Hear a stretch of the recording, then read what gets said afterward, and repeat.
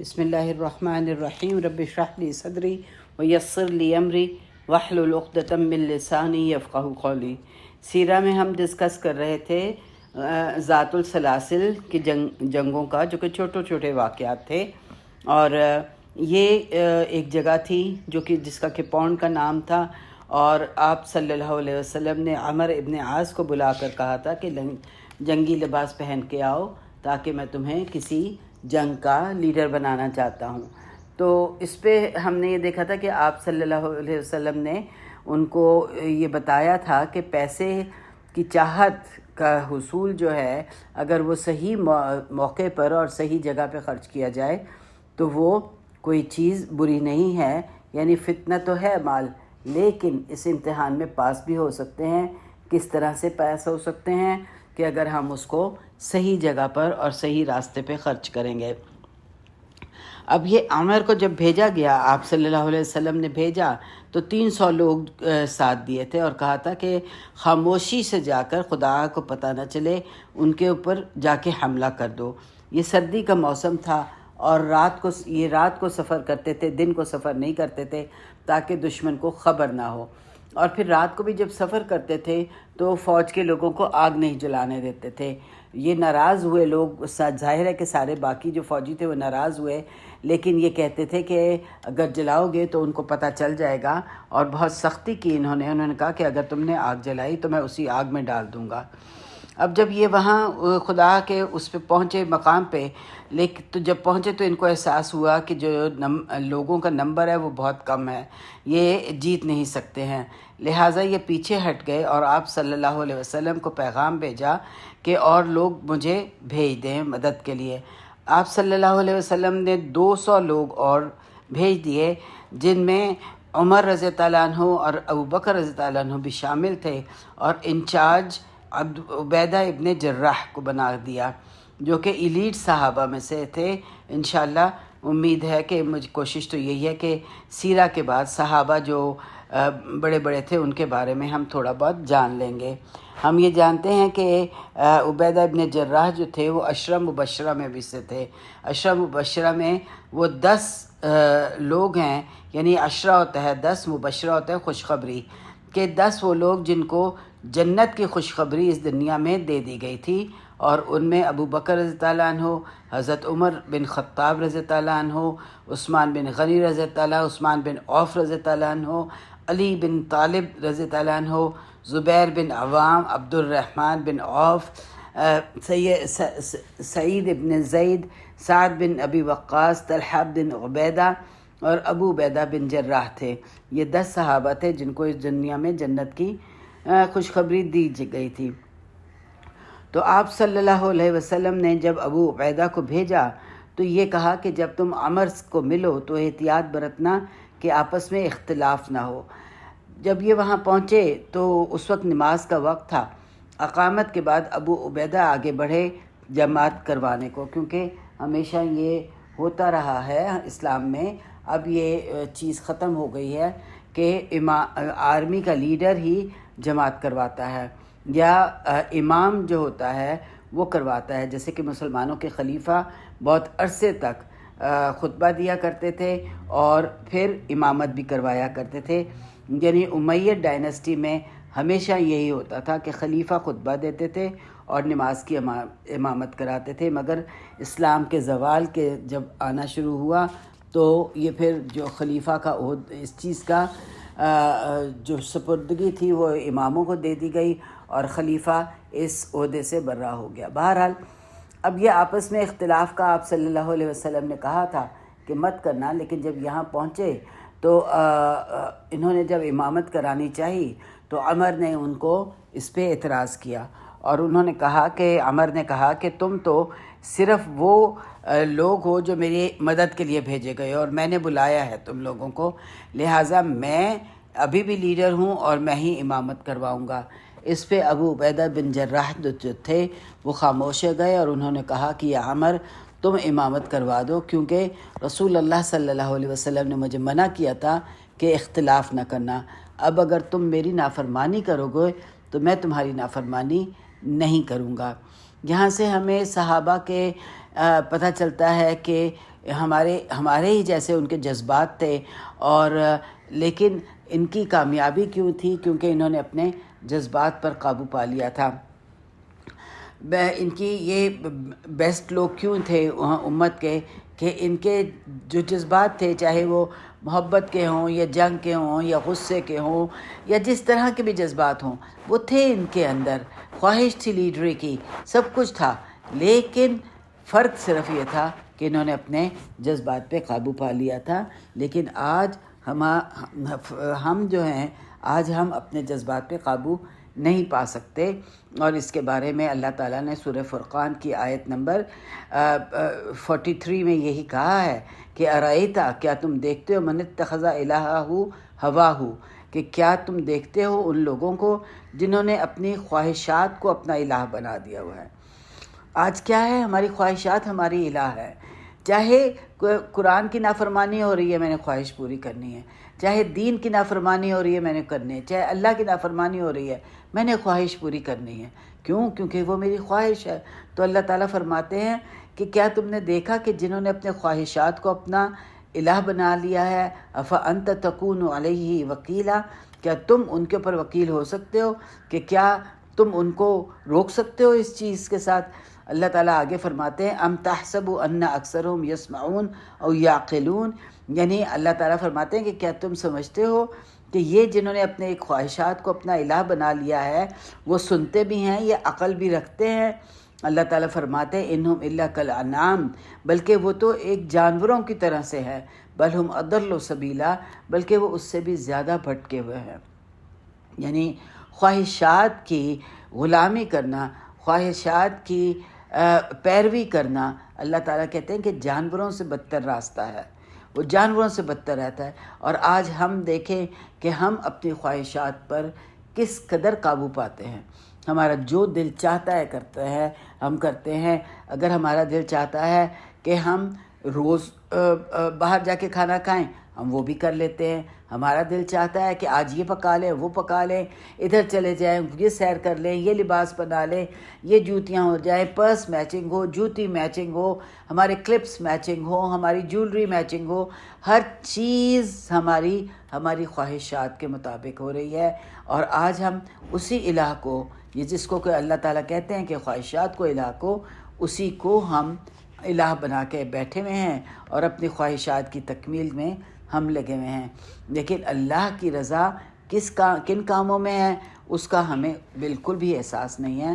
تو اللہ تعالیٰ سے دعا مانگیں کہ یا رب تو ہمیں خواہشات کا غلام نہ بنانا، یا رب تیری رضا کے مطابق زندگی جییں۔ کامیاب تو وہی شخص ہے جس نے اللہ کی رضا کے مطابق جی لیا۔ یہاں ہم دیکھ رہے ہیں ابو عبیدہ اپنے نفس کے خلاف جہاد کیا اور کامیاب ہوئے، حالانکہ یہ عشرہ مبشرہ میں سے تھے، اور عمر تو بھی بالکل نئے مسلمان تھے، قرآن بھی بہت کم یاد تھا، فقہ کے اصول بھی نہیں جانتے تھے، اور ابو عبیدہ ان 10 لوگوں میں سے تھے جن کی جنت کی بشارت تھی، اور لیکن انہوں نے اپنے ایگو کو دبا دیا، اور یہ بس باوجود سینئر ہونے کے اپنے ایگو کو قربان کر دیا۔ کیا ہم ایسا کر سکتے ہیں؟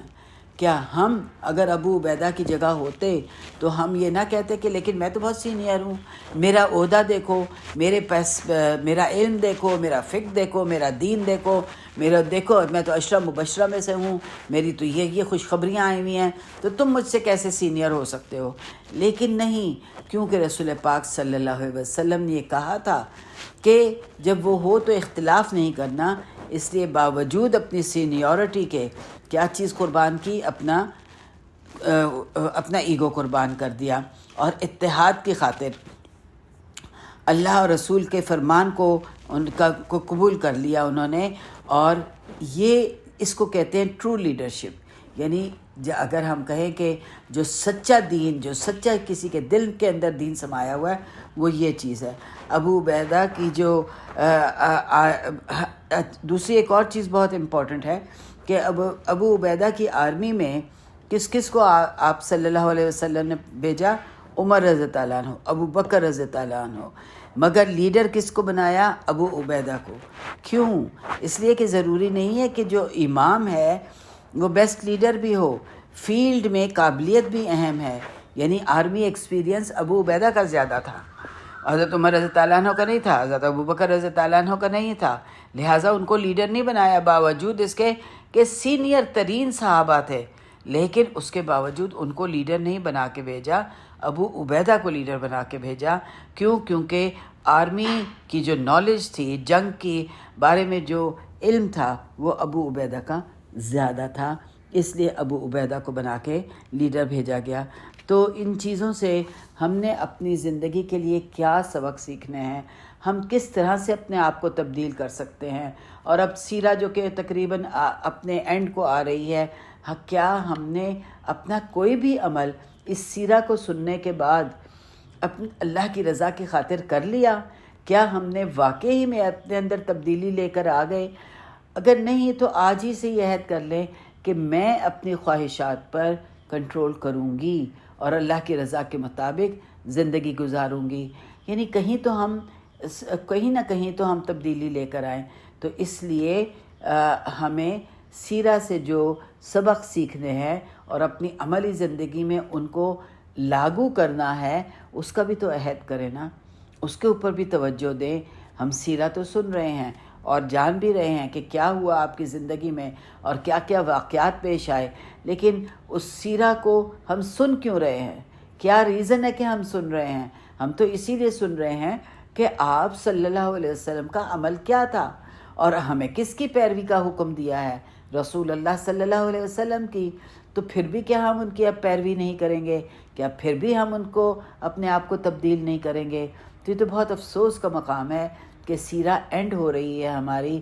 آپ صلی اللہ علیہ وسلم 62 کی عمر میں تو چلے بھی گئے تھے اس دنیا سے، بس 1 سال کی زندگی اور ہے، فتح مکہ ہے، اس کے بعد تو اسلام غالب آ گیا تھا اور اس کے بعد تو کوئی اور رہا ہی نہیں تھا، اسلام کو خطرہ رہا ہی نہیں تھا کسی طرف سے بھی۔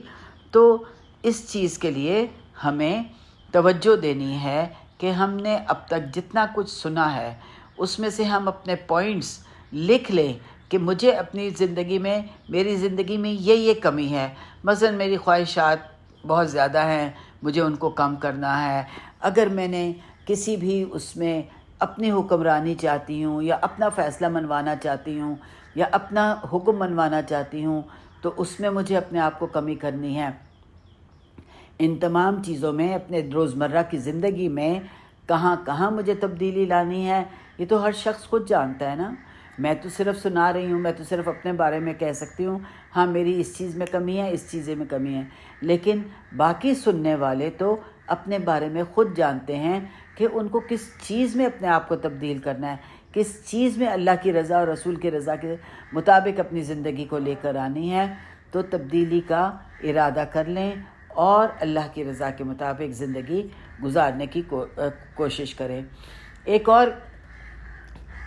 ہم یہ دیکھتے ہیں کہ پھر ہوا کیا کہ ابو عبیدہ نے حملہ کر دیا تو قضاء کے لوگ بھاگ گئے، کافی یعنی جیت تو نہ سکے کیونکہ وہ لوگ بھاگ گئے تھے میدان سے، لیکن کافی غنیمت ملی تھی اور کوئی شہادت نہیں ہوئی تھی۔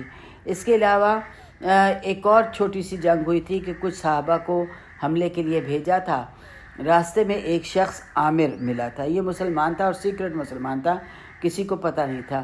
اس نے ان لوگوں کو دیکھ کر کہا کہ السلام علیکم، تو ان لوگوں میں سے ایک شخص تھا جس کی عامر سے دشمنی تھی، پہلے سے یعنی جاہلیہ کے زمانے سے دشمنی چل رہی تھی۔ اب یہ اس شخص نے کیا کیا، سب نے جواب دیا لیکن اس شخص کا نام محلم تھا۔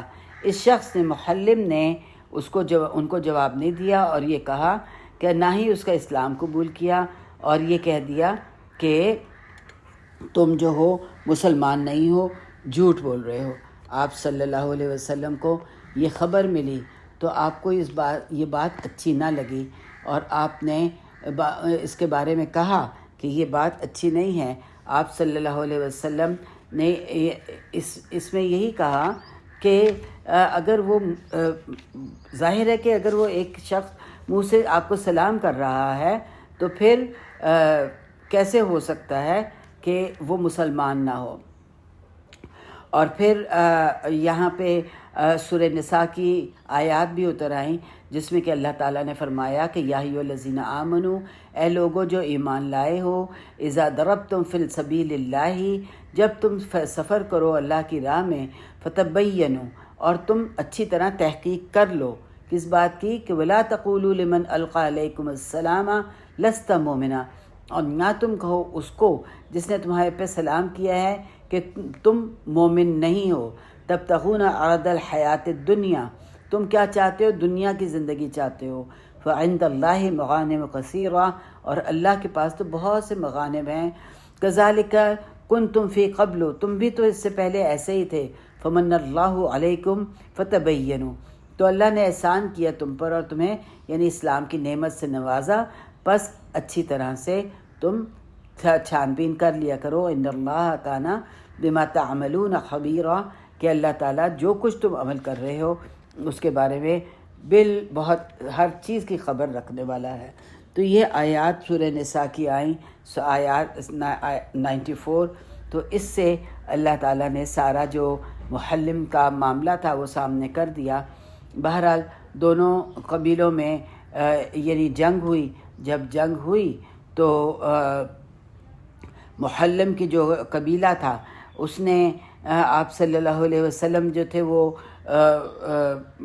اس کو یعنی جیت نہ سکے، تو سب لوگ کہہ رہے تھے رسول پاک صلی اللہ علیہ وسلم سے کہ آپ محلم کے لیے دعا کریں کہ اللہ اس کو معاف کر دے، کیونکہ اس نے ایک قتل کر دیا تھا صرف اپنی خواہشات کے پیچھے۔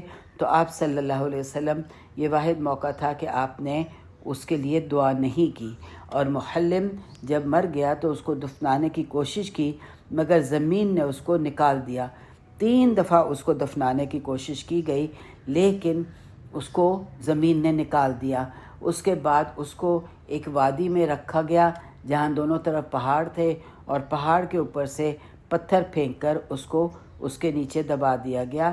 تو آپ صلی اللہ علیہ وسلم نے کہا تھا کہ میں تو محلم سے بدتر لوگوں کو، زمین تو محلم سے بدتر لوگوں کو بھی اپنے اندر لے لیتی ہے، لیکن محلم کا گناہ اتنا بڑا تھا کہ زمین نے بھی اس کو قبول کرنے سے انکار کر دیا۔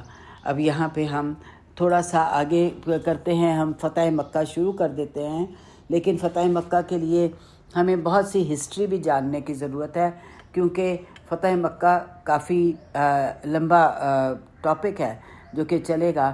تو اس میں ہم دیکھتے ہیں کہ صلح حدیبیہ جب ہوئی تھی تو اس میں ایک شرط رکھی گئی تھی کہ جو بھی مسلمانوں کو آ کے جوائن کرے گا یا قریش کو جوائن کرے گا تو یہ تمام شرائط جو کہ صلح حدیبیہ میں ہیں ان پر بھی لاگو ہوں گی، یعنی وہ آپس میں جنگ نہیں کریں گے، کیونکہ یہ فیصلہ ہو گیا تھا کہ جنگ نہیں ہوگی۔ لیکن یہاں پہ 2 قبیلے تھے، ایک قبیلے تھا خزاعہ کا اور ایک بنو بکر کا، یہ 2 قبیلے تھے۔ ان کے اب اس کی کافی ہسٹری ہے، اور میں یہ چاہتی ہوں کہ میں یہ ہسٹری جو ہے وہ کور کر دوں، کیونکہ آگے جب یہ سارا واقعہ آئے گا فتح مکہ کا تو یہ ہسٹری اگر ہمیں پیچھے سے پتہ ہوگی تو ہم اس کو ریفرنس کے لیے یوز کر سکتے ہیں۔ تو یہ جو قبیلہ تھا رسول اللہ صلی اللہ علیہ وسلم سے بھی خزاعہ کا جو قبیلہ تھا اس کی کافی ہسٹری ہے۔ وہ یہ ہے کہ رسول اللہ صلی اللہ علیہ وسلم سے رشتہ داری بھی تھی اور بنو ہاشم سے بھی تعلقات تھے ان کے۔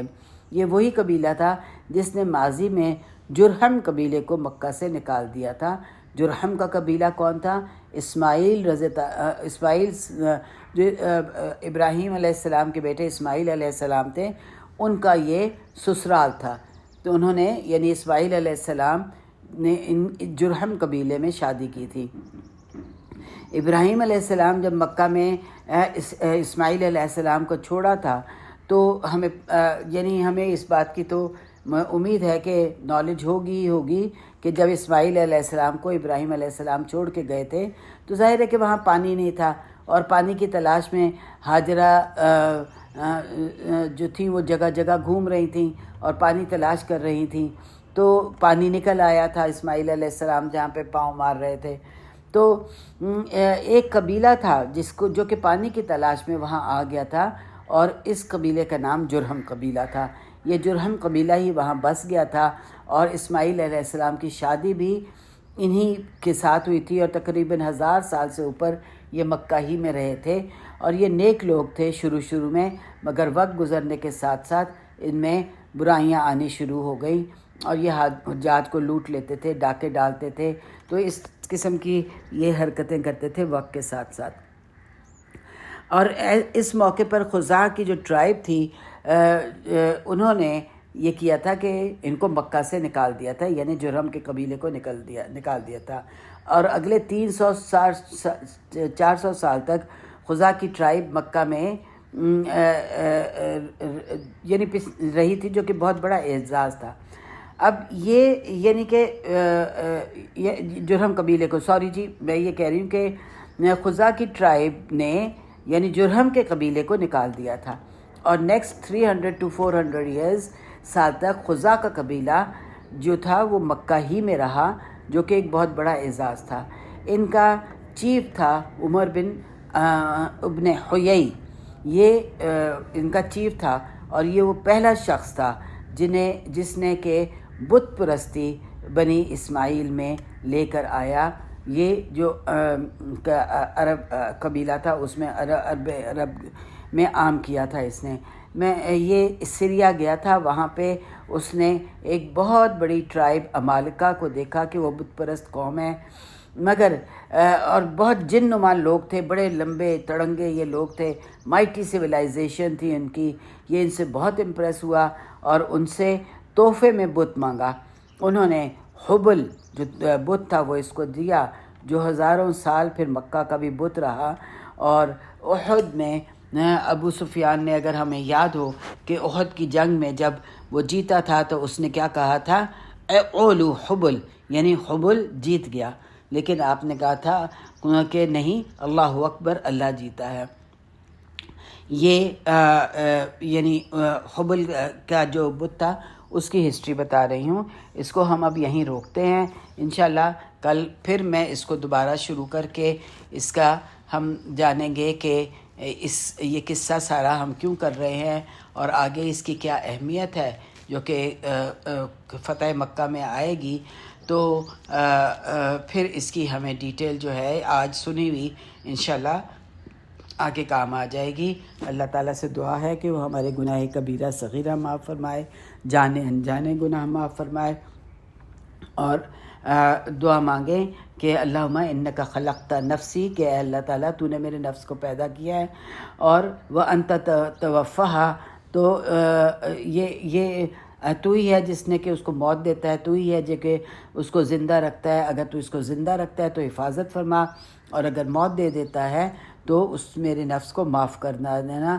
اللہم انی اسألک العافیہ، اے اللہ میں تجھ سے عافیت کا سوال کرتی ہوں۔ ربنا تقبل منا انک انت السمیع العلیم وتب علینا انک انت التواب الرحیم، وصلی اللہ علی نبینا محمد وعلی آلہ وصحبہ اجمعین، وآخر دعوانا ان الحمد للہ رب العالمین۔